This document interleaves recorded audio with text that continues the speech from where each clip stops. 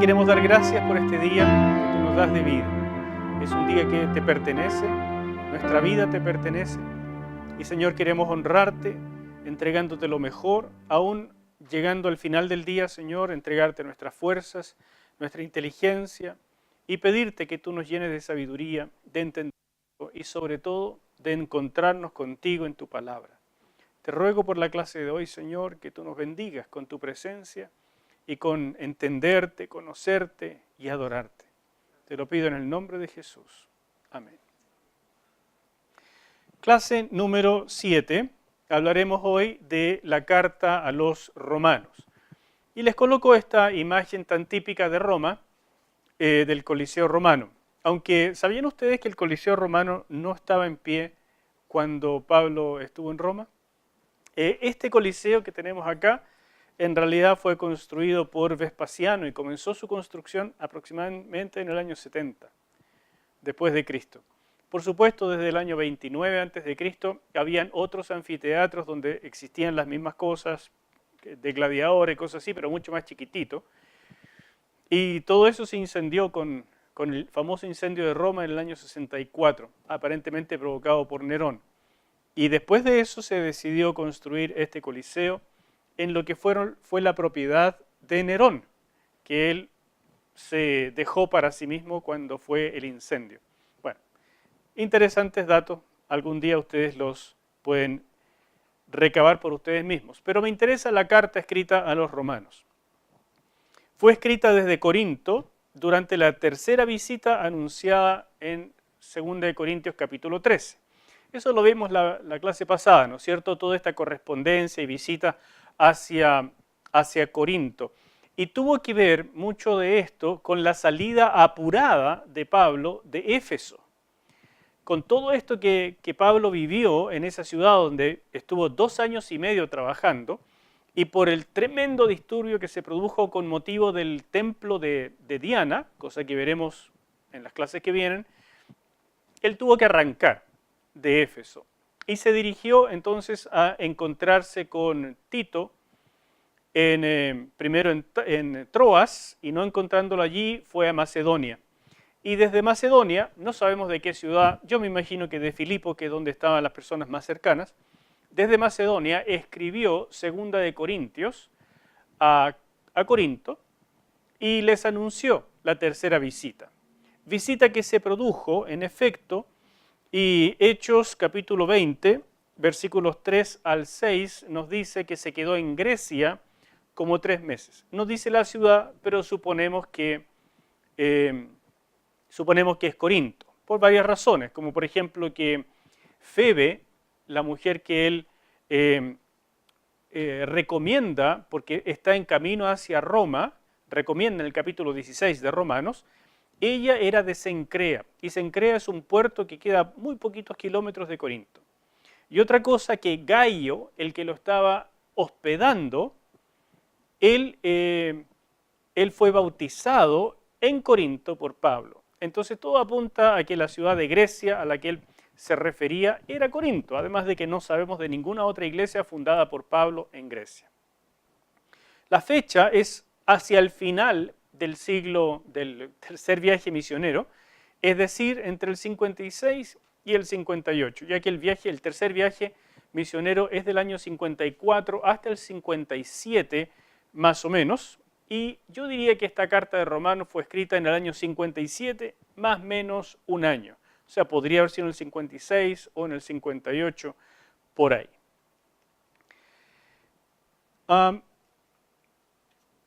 Las experiencias que tuvo Pablo en este momento y que relata en 2 Corintios, creo que son importantes de revisar porque nos dan el trasfondo. Todo esto que él escribe aquí en 2 Corintios capítulo 11, lo vivió antes de escribir la carta a los romanos. Entonces yo quiero que ustedes puedan percibir el tipo de hombre, el tipo de experiencias, el tipo de misionero con el que estamos tratando, mientras él va a escribir ahora Romanos. Dice en 2 Corintios capítulo 11, versículos 23 al 27.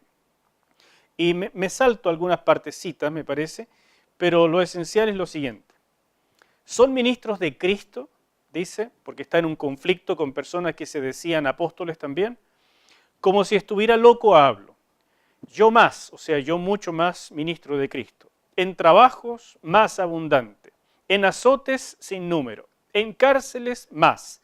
En peligros de muerte muchas veces. De los judíos 5 veces he recibido 40 azotes menos uno.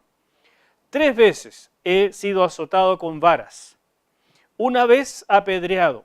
3 veces he padecido naufragio. 1 noche y 1 día he estado como náufrago en alta mar.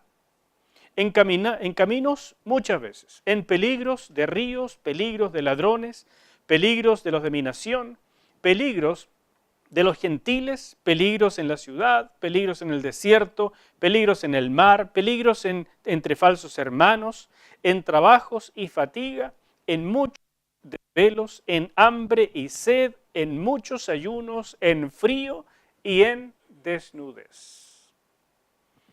Este es el hombre con el que estamos trabajando. Este es el Pablo que comenzó a vivir estas cosas en su primer viaje misionero, por allá por el año 49, ¿no es cierto?, 48, un poco antes tal vez, y comenzó a vivir todas estas cosas.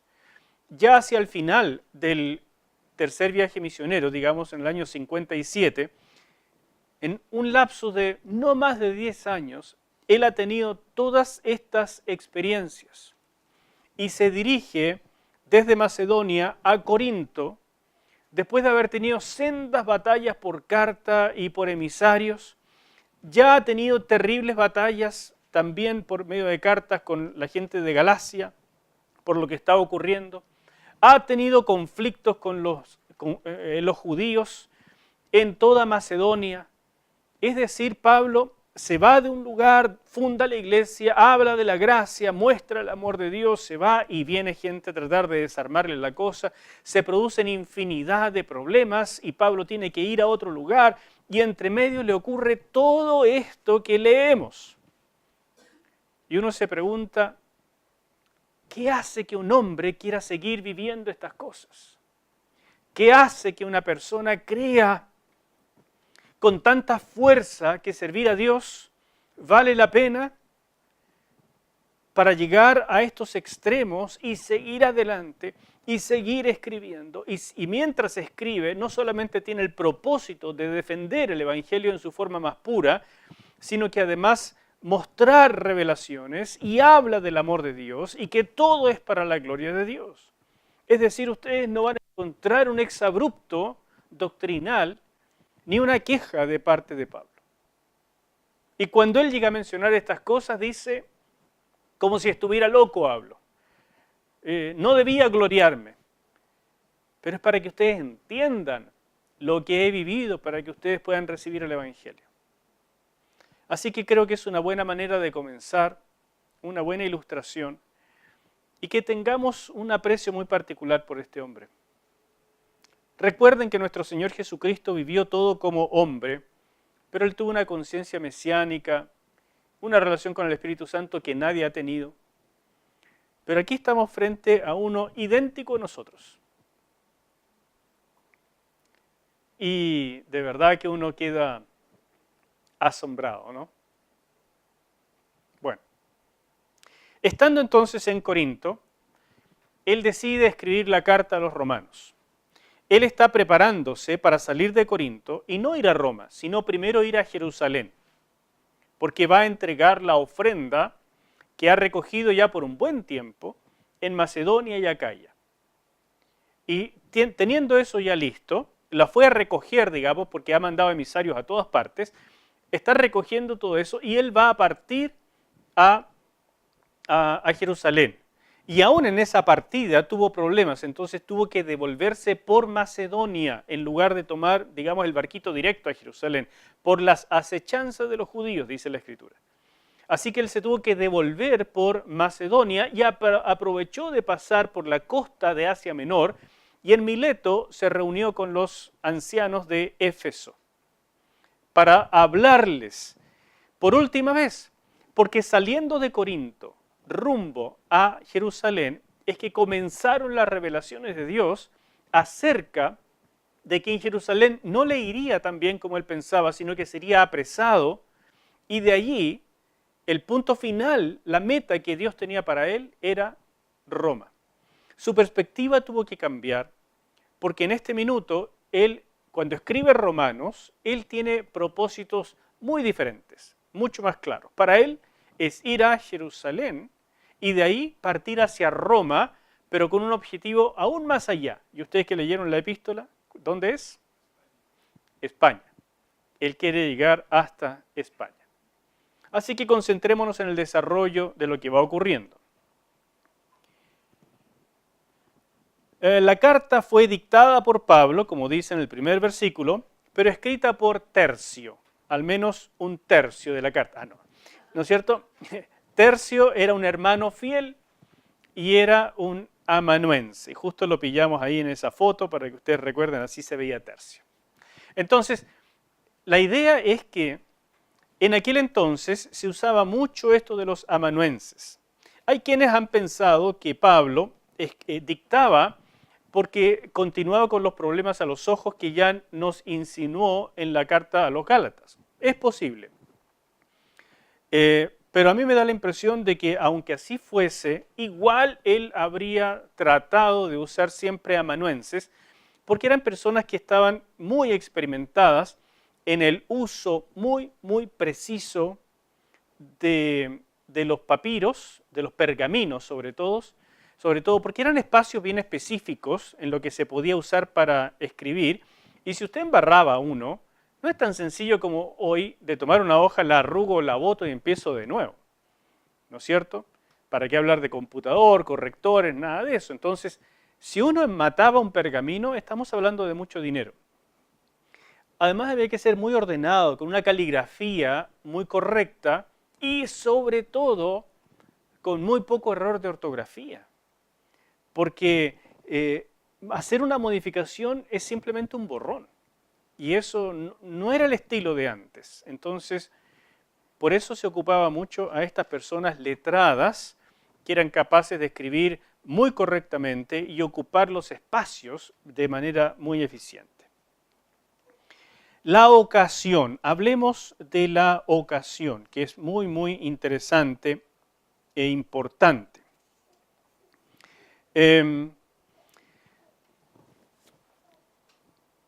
Romanos es una carta profundamente teológica. Junto con Efesios son las dos cartas que hablan, podríamos llamar en términos universales, de la iglesia como un todo. Y es una carta llena de revelación. No obstante, como todo documento de la Biblia, pero en particular del Nuevo Testamento, obedeció a una situación histórica específica. Él tenía cosas en mente, en la iglesia donde escribió estaban pasando cosas, ¿no es cierto? Entonces eso es lo que uno tiene que ir descubriendo. Y cuando uno piensa en eso, en términos técnicos, eso se llama la ocasión. El por qué. ¿Qué estaba pasando? La situación histórica en que fue escrita. Y Pablo nos menciona en el capítulo 15 precisamente eso, la situación en que fue escrita, y yo quisiera que la fuéramos leyendo e ir haciendo algunos comentarios, ¿no es cierto?, en la medida que vamos avanzando. Antes de eso, yo les quiero anunciar, les quiero mostrar que Lucas, en paralelo, ¿no es cierto?, aunque Lucas escribió el libro de los Hechos después de Romanos, bastante rato después, él tenía en mente ya la historia hacia el final.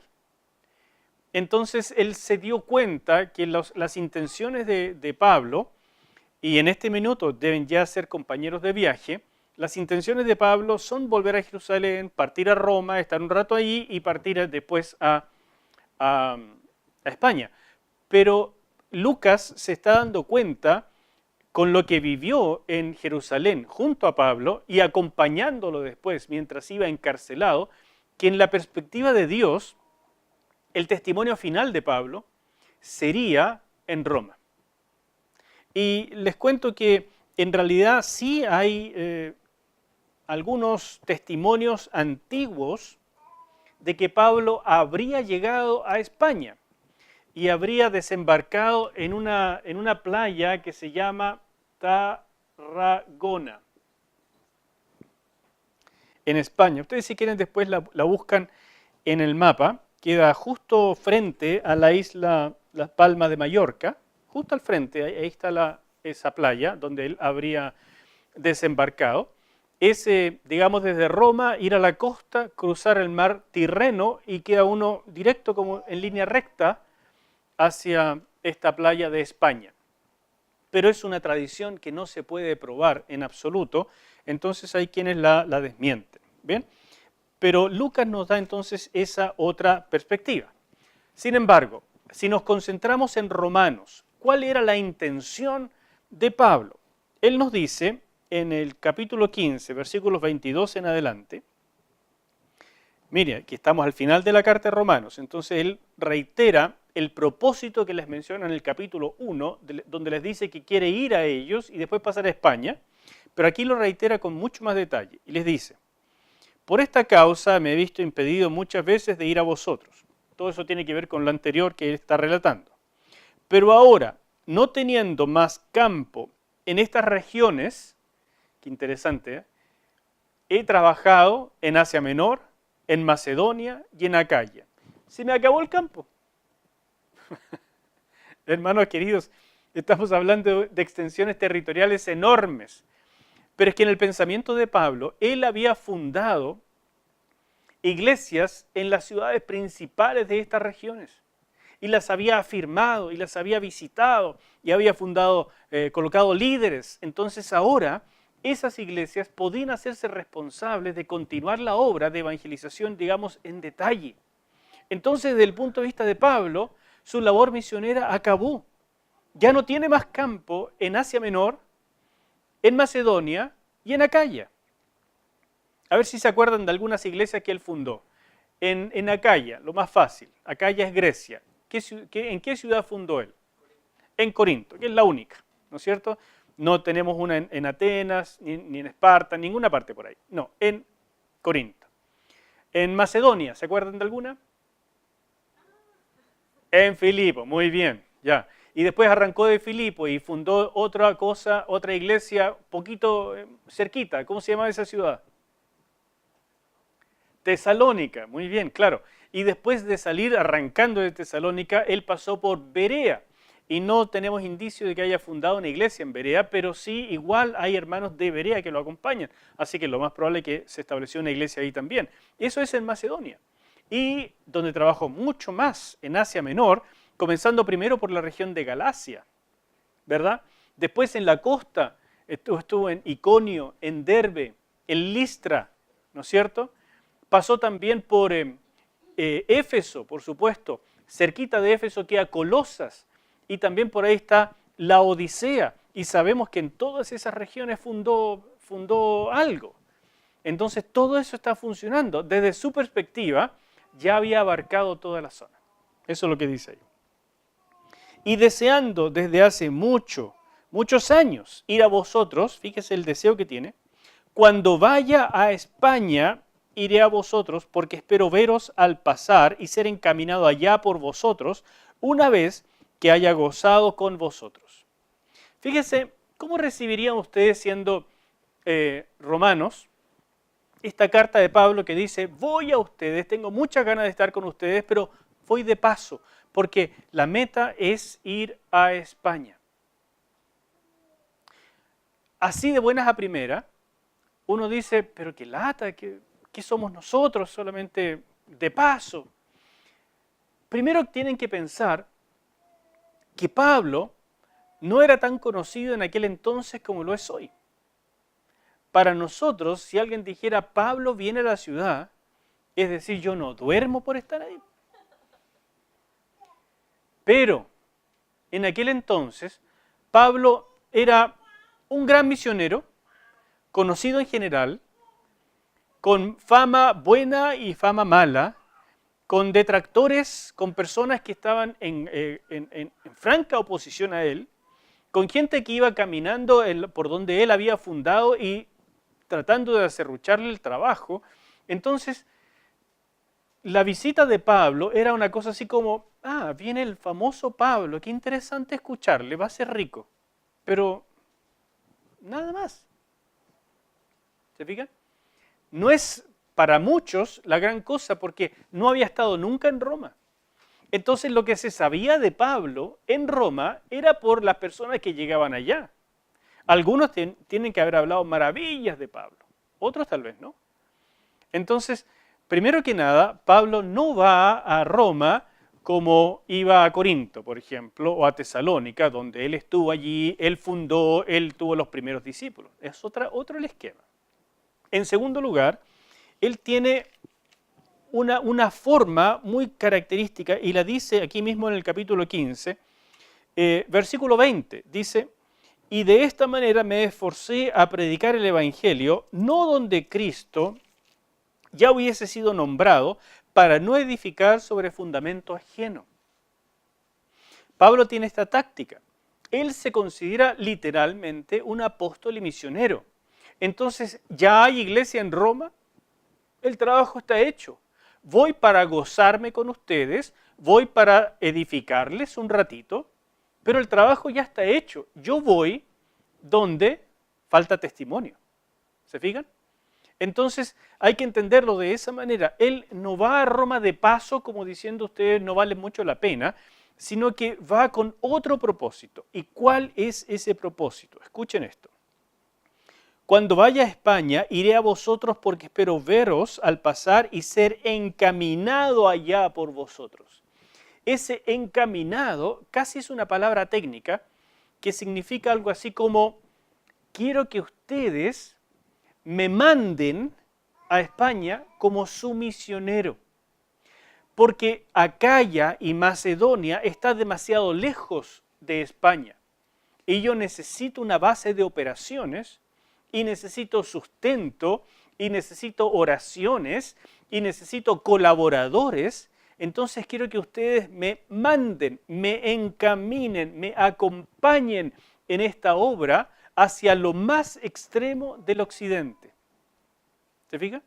Entonces nos está dando un propósito ya por el cual escribe esta carta, y que es convencer a los romanos, a los cuales él no conoce a todos, definitivamente, que él no fundó allá y que hay un montón de revuelo en esta iglesia con ideas diversas, y él quiere convencerlos de que el evangelio que él predica es el evangelio y que lo apoyen a él como misionero, tanto para tener el verdadero evangelio entre ellos como para continuar esta obra hacia más allá, y que ellos se encarguen entonces de la evangelización del extremo occidental del imperio.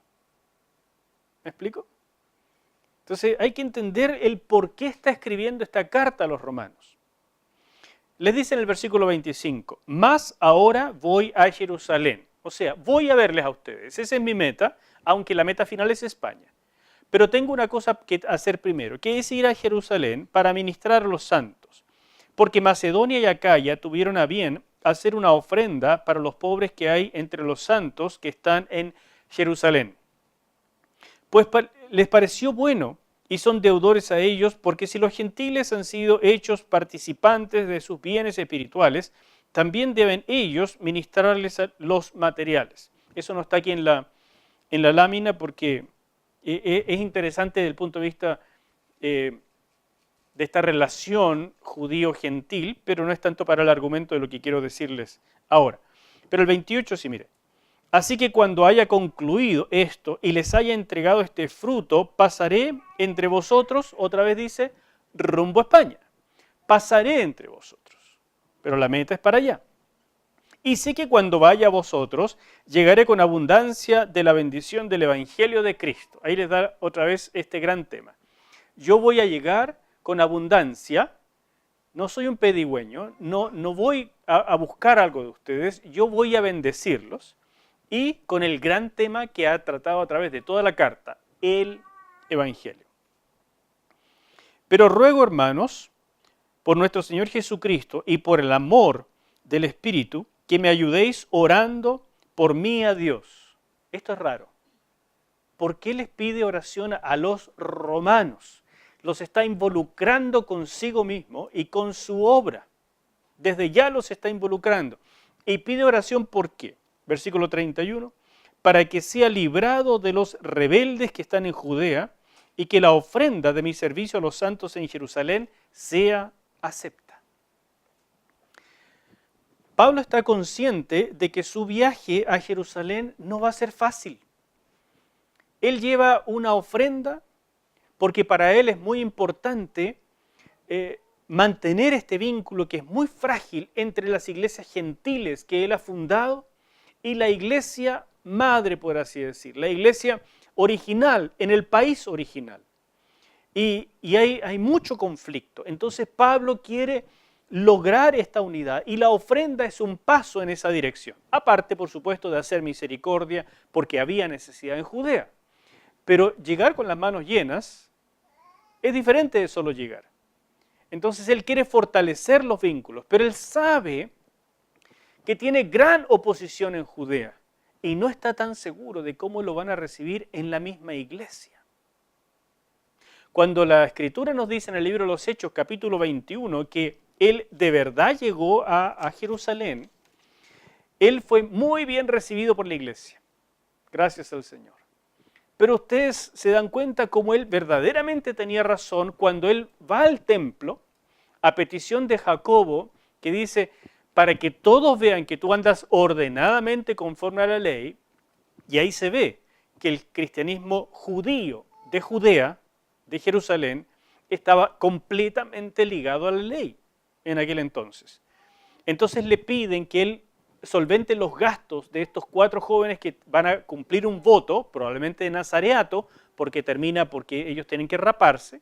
Él va a pagar los gastos de esto en el templo y él se purifica muy al estilo judío y los lleva. Pero allí lo reconocen y sabemos lo que pasó después. Es un alegato, lo golpean, casi lo matan, si no lo salva el tribuno, entonces lo habrían matado ahí mismo. Y comienza todo este devenir que duró 2 años más encarcelado antes de poder dirigirse a Roma. Así que él tenía toda la razón, él sabía perfectamente que lo que le esperaba en Judea no sería fácil, pero no tenía idea hasta este minuto de todos los detalles que le vendrían. Por eso les dije, probablemente saliendo de Corinto, después de haber despachado esta epístola, es que comenzaron las múltiples revelaciones de todo lo que vendría en la experiencia en Judea y que finalmente redundaría en que él tuvo que pedir por su derecho de ciudadanía romana, yo quiero comparecer ante el emperador. Y de esa manera llegó finalmente a Roma. ¿Se entiende? Esta es la ocasión, la situación que tenía Pablo entre manos cuando decidió escribir esta epístola. Quedamos hasta aquí un momento. Vamos a tomar un café y volvemos.